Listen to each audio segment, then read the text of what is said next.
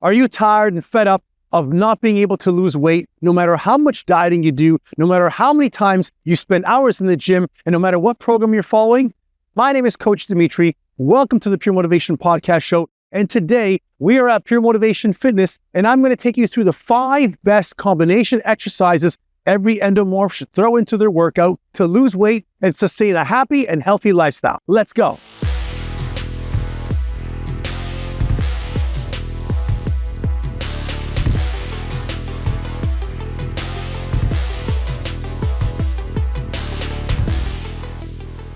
So why am I making this video? Well, for over 29 years, I've been a personal trainer and working in different clubs, working in different gyms. And the one thing that I find difficult and frustrating is when I watch people doing exercises that they should not be doing. Now, it doesn't mean that because you're a specific body type, you have to follow a specific exercise routine and stick with it. It just means that you want to be smart when it comes to your training. You don't want to be doing things that are not going to give you the best workout or the best result. So in this video, I'm going to break down the most important thing that every person should understand when it comes to their body type. We're going to talk about fit principles, so you can distinguish what fit principles an endomorphic person should be following. Next, I'm going to be taking you through the actual workout. I'll be performing the exercise, and I'll be showing you why this is the best form for you, why this exercise is going to help you out, and how this can help you improve your program, even if you break apart the exercises and you mix and match them each and every week. Let's talk about some characteristics of the endomorphic person. Now, typically, endomorphs have shorter, stockier frames. When it comes to their body, they typically have a wider shoulder, wider waist circumference, and they also can tell that they have wide wrists, wide ankles. Now, they tend to have a slower metabolism. They also don't do well with carbohydrate foods, and their carbohydrate intolerance isn't the same as an ectomorphic person such as myself. Now, when it comes to exercising, we have to make sure that they're not just following a program that just pops up on the YouTube channel or pops up on someone's Instagram feed, because you want to make sure you're customizing it for a specific need. They typically do well with high intensity exercises, and also they have to make sure that when it comes to nutrition, their diet has a breakdown of a higher protein percentage, lower carb percentage, and fat. Anywhere typically around 30 to 40 grams percentage of protein, 25% of carbs, and 35% of fat. Over the years at Pure Motivation Fitness and with our Pure Body Type online training program, our coaches and I have made sure that when we're designing programs, we're designing them based on the person's body type. Now, when you're analyzing or putting together a program, the first thing you should look at doing is creating it based on the proper fit principle, okay? F-I-T-T. Now, what does that stand for? F stands for the frequency of exercise, how frequent the person should be training. Each person has a different body type. Each person has a different goal. So if they're all doing the same frequency, it's not going to work out. Next, you want to look at intensity. How hard are they working out through the workout? Now, that can be gauged based on intensity of heart rate or intensity of the load of how much weight they're lifting. Then you're looking at the time in terms of the workout. How long are you training for? Is it 40 minutes? Is it 60 minutes? Is it 2 hours? And also, what about your rest? How short should your rest be? And then when it comes to type of exercise, we're looking at what are you doing? Are you doing free weights? Are you doing machines? Are you doing calisthenics? Are you doing plyometrics? Are you doing a mixture of both of them together? So I'm going to break down the fit principles for the endomorph. For starters, for the frequency for the endomorphic person, I believe they should be training between 5 to 6 times per week. Now, I know that sounds crazy, that you're going to be having to take either one day off and continuously train for 6 days, especially if someone is overweight, if they've never exercised before, and they may be intimidated to work out. But as a coach, my job is to get you results. So I don't look at that information. I look at how can we keep your body moving. So think of it this way. We have 7 days in a week. If you're doing 2 days a week of a program, you're almost around 27, 28%. If you're looking at 3 days a week of exercise, that only works out to 42%. So for an endomorphic person that's got to lose weight, that's got to get their metabolism going, I suggest 5 to 6 days per week. Now, it doesn't have to be 6 days straight and take 1 day off. I love to integrate weight training and cardiovascular movements. So if you're going a Monday, Wednesday, Friday weight training workout, you can put Tuesdays and Thursdays and Sundays as core and cardiovascular exercises. If you want to go 3 days on and take 1 day off, and then back to 3 days on, take another 1 day off, you can do that. But you got to be training minimum 80 to 90% of the week. Now, a lot of the workouts do not have to be strenuous weight training sessions, cardio at the end of your workout for half an hour. You can literally take a Monday workout And at the end of your 45, 55-minute workout, you can use the next day for walking.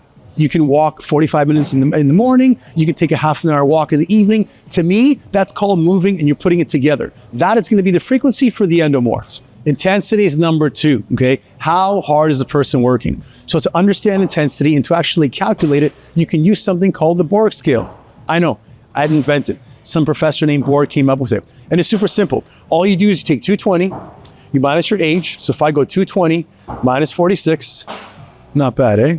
I got 174 beats per minute. Now that's my maximum heart rate.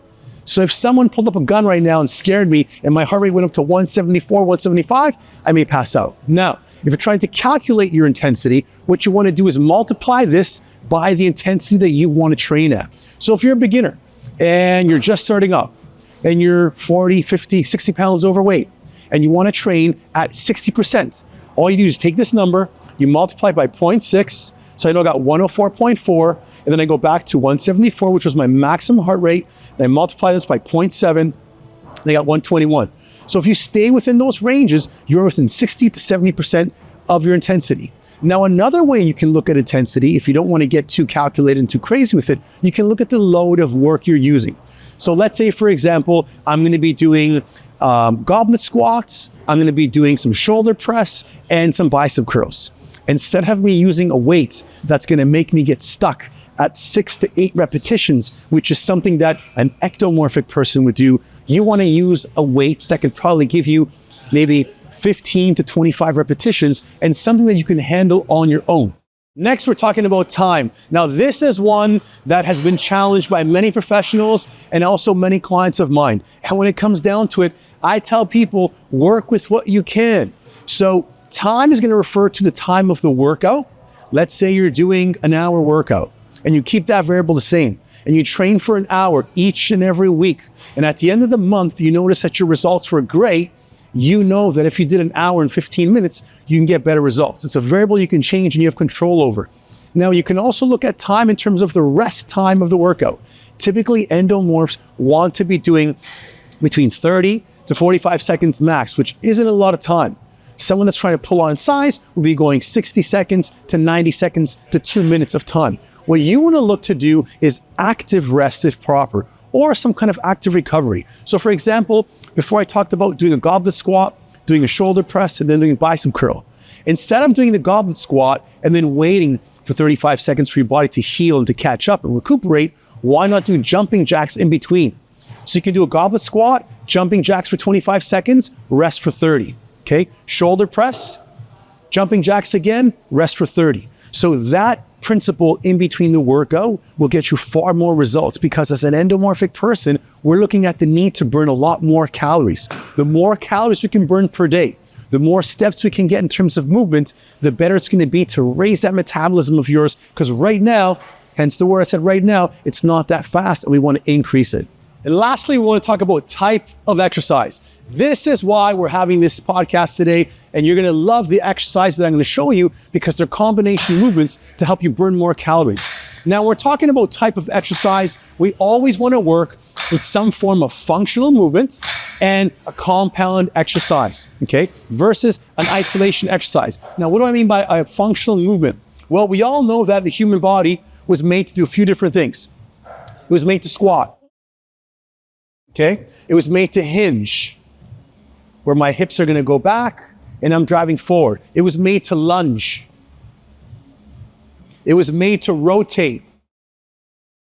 It was made to press in a horizontal plane. So this is, I'm going to push in a horizontal plane and I'm going to pull in a horizontal plane. And then it's also made to press overhead, vertical, and then to do pull vertical. So you want to make sure your movements encompass one or maybe more of those exercises into your workout, because if not, and you're only doing things that are anterior, such as presses, bicep curls, and I'm not focusing on posterior chain movements, which is back movements, most importantly, hip hinging, which not only works your hamstrings and glutes, but your low back and your entire spine, your body's going to be misaligned. And so many people after 40 have issues of muscle and joint dysfunction because they've been training for so many years and working on those mere muscles. That's right, the chest and biceps. So if we're looking at what a compound movement is, you're looking at something like a squat. It's a multi-joint movement. So I'm gonna be working different joints, my knees, my hips, okay? I'm coming down nice and low. I have to balance. It's a free weight exercise. I'm coming back up. Even in this position, my core is gonna be stabilized. My core is gonna be working. I wanna be looking at using kettlebells, something that I can look at in terms of swinging and using a lot more body parts versus just sitting down on a proper machine. I wanna look at using dumbbells because dumbbells are really good because they can work areas where you're misbalanced or not strong enough. So if I'm using a bar and my right hand's stronger, that right hand will kind of help out. But with dumbbells, I can actually separate them and I can use each muscle and each body part distinctly. You also want to look at now using something called TRX or some kind of suspension exercise because this is going to make you use your own body weight. And again, if I look at from here, this is going to be a horizontal pull. Okay, I'm rowing from my back. Even though it may look easy, I'm working my grip strength, I'm working my forearm strength, I'm working my back, I'm working my core by balancing.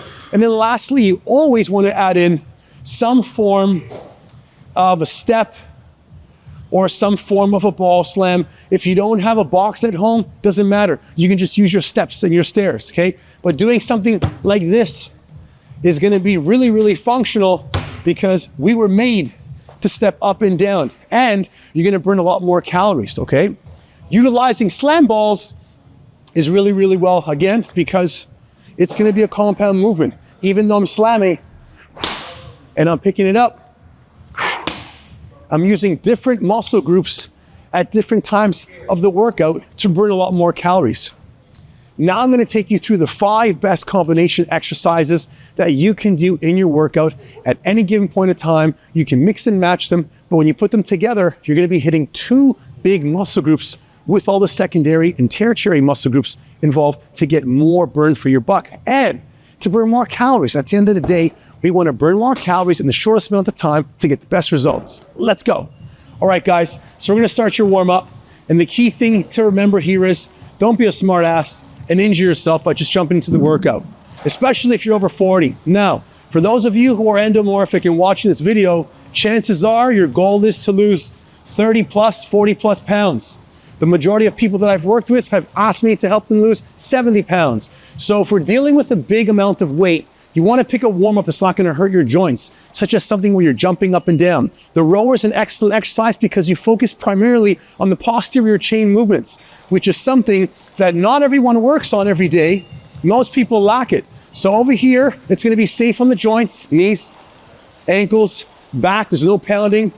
Just going to row back and forward. I would say spend about 5 to 7 minutes warming up your body on a piece of exercise equipment before you do your movement prep. The Airdyne bike is another great example because again, we're not putting that pounding on the knees and the ankles. If someone's carrying 30, 40, 50 pounds of excess weight, the last thing you want to do is hurt them before the workout. So this is really good to use. You can also use an elliptical machine. You can do some walking, and I'm going to show you another warm-up that you can do with just your body weight. Let's go. So let's say you don't have access to a rower. Check. You don't have access to a Airdyne bike or these big cardiovascular pieces of equipment. No worries, I got you. All we're gonna need is a small little band, and if you don't got one, we can still work on it. And if possible, if you can put together some sort of assisted box or assisted area, even your bed, if you have trouble getting down to the floor. This may seem a little funny for those of you who can probably do it, but for many of you out there who are holding 60, 70, 100 pounds of excess weight, getting down to the ground and doing this, which to me is very, very easy, to some people is extremely difficult, especially if you have high blood pressure and you going down and up gets you dizzy, or especially if you have a knee problems, a hip issue, or an ankle issue due to the fact that you've been carrying this excess weight. So what you can do is start your warm-up off by holding onto a wall and getting some leg swings in there. This is going to assist and make sure that we're warming up the hips because the hips are usually tight. So you'll perform about 10 repetitions on each leg. Same thing here. What we're doing here is just letting your body swing. Don't touch the floor. Swing as high as you can go. You want to open up this area. Next, you're going to go to a glute raise where you do the same motion and you just raise out to warm up the glutes. Now, all of these exercises can easily be done from the floor in a different fashion, from a movement preparation, or standing. Next, to simulate a seated hip opener, which is typically done on the floor, which will require the person to be able to get down to the floor and then back up. What we can do is what I've done for many clients of mine who have lost 60, 70, 80 pounds. We even had a person lose 104 pounds, John. So what we do here is, especially if they have an injury, find yourself a box or even go on your bed. This way you can go back into any position you need to, and you can perform the movement nice and easy. And you're not going to hurt yourself, or you're going to strain yourself by getting up and down or feel uncomfortable.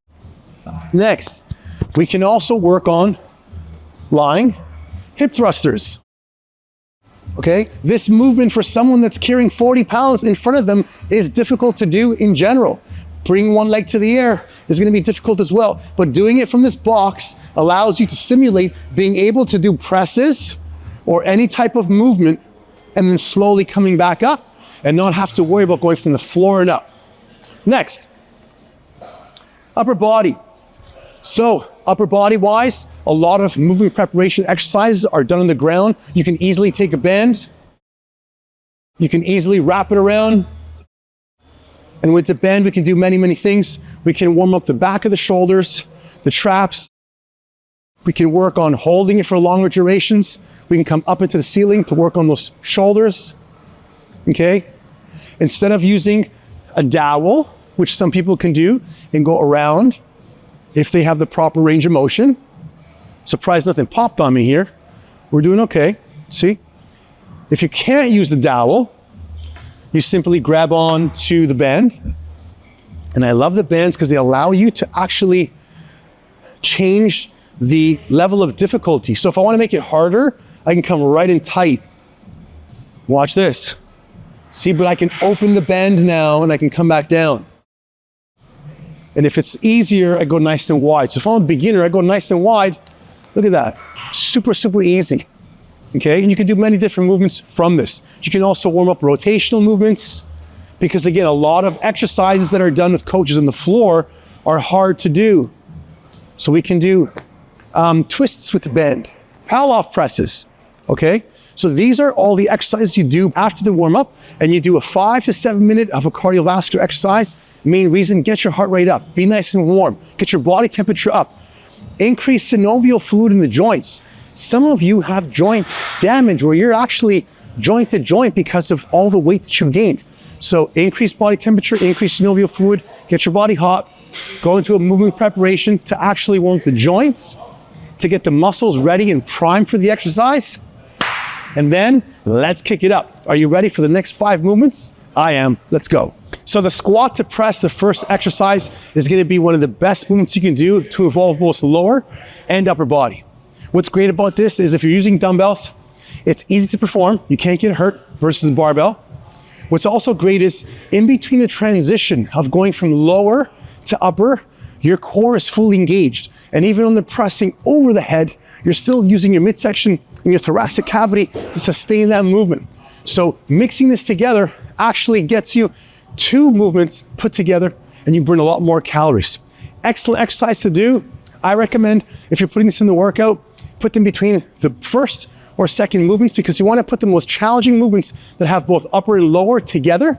So that way you're not doing them over and over. You're not being repetitive with the muscles you're hurting. Now you can also do these movements with a little bit lighter weight and you can do a different variation. So as you'll see in the second portion of the squat to press, I'm actually doing the press at the bottom of the movement, which makes it so much harder because I have to hold my balance, keep a neutral spine, press to the ceiling, come down, and then stand up.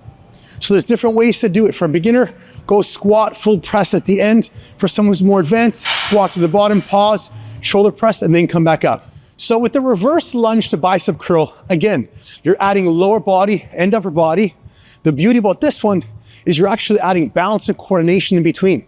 You see, as humans, we're usually stronger when our feet are together. So if you're standing together and I push you, you probably will fall back easily. But if you split one leg back and I push you, you ain't gonna go nowhere, because now you're splitting your stance and now you have more support. So by doing the lower body reverse lunge and then a bicep curl as you stand up, you're hitting your arms, you're hitting your back for stabilizing muscles to keep you supported, you're hitting quads, hamstrings, and you're hitting your core. If you want to make this more difficult, you can simply lower your body down to the lunge, as you'll see as I'm doing, and you'll pause. You'll keep the knee slightly off the floor, and then from that position, I'm using my whole body to balance right now, which makes it even harder, and then I'm going for the curl. These are different ways you can put these workouts together to get more calories burned and hit more muscle groups. So if you put all 5 together, you're basically going to be hitting 10 body parts in one workout by only doing 5 exercises. Isn't that amazing? All right, third combo we're doing here is going to be doing a barbell Romanian deadlift followed by a barbell bent over row. Second version will be a dumbbell version. Now, this is a great exercise again because we're combining lower body and upper body.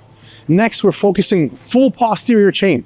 So if you're complaining that your posture looks like this, if you're complaining that your back hurts, if you're complaining that you got no glutes, no butt, and if you're complaining that you want to feel stronger and you want better posture and you want to actually stand much stronger, this is a great exercise to do. The difference in variation is the barbell will be much harder, because the barbell, you're balancing that 7-foot Olympic bar that already weighs 45 pounds. And for some people, when they're transitioning from the deadlift to the bent over row, they got to change their grip position. You probably see me a few times changing my thumbs over and under. The dumbbell version is very, very easy. For people who don't have gym access or access to a barbell, you can literally use dumbbells, superior exercise. And again, if you combine these movements together, you'll be able to hit 10 muscle groups with just doing 5. All right, exercise number 4 is going to be the push-up or the chest press to a Renegade Row. Now this is amazing because we're tackling both upper body now. Before we were going lower body to upper, shift the body's ability to take that shock. Central nervous system gets confused. Now we're going to work on push and pull muscles. You'll notice that when you do the first version, which is the advanced version, I'm basically doing a full push-up. I'm making sure that my feet are not together because it's going to be very, very difficult for balance. Feet wide. And then as I'm pulling, I'm going to push one arm into the ground as I drive and use my wrist and 2 feet as a tripod to balance myself. Come back down, again, push into the ground, drive up and squeeze my elbow as close as I can to the body. Whenever you're doing rows, your arm should not drop this towel. If I do the rows like that, my elbow's wide, I drop the towel, I'm not engaging my lats properly. Now the second version you saw me doing was on the bench, because a lot of people can't do push-ups, and it's okay. We're starting off on the bench.